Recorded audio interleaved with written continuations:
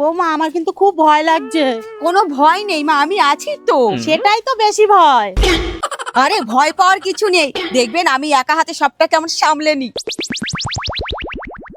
আরে জিজ্ঞাসা করে ঢুকতে হয়। ও, আসতে পারি? আসুন। বসতে পারি? বসুন। রাখতে পারি? রাখুন। পেনটা নিতে পারি?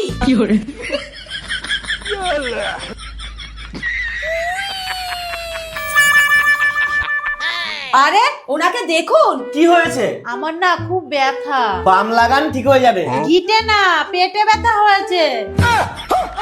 শুনুন, 1 গ্লাসে 3 মুটকি করে দেশি, যেটা খুব কড়া, আর হাফ গ্লাস করে জল দিনে 3 বার করে খাওয়ান, তাহলে দেখবেন ঠিক হয়ে যাবে।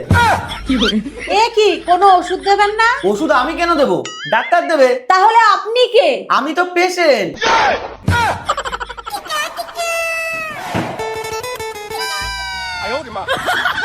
कौन है ये लोग? कहाँ से आते हैं ये? এই নিন আপনার ওষুধ। নেক্সট।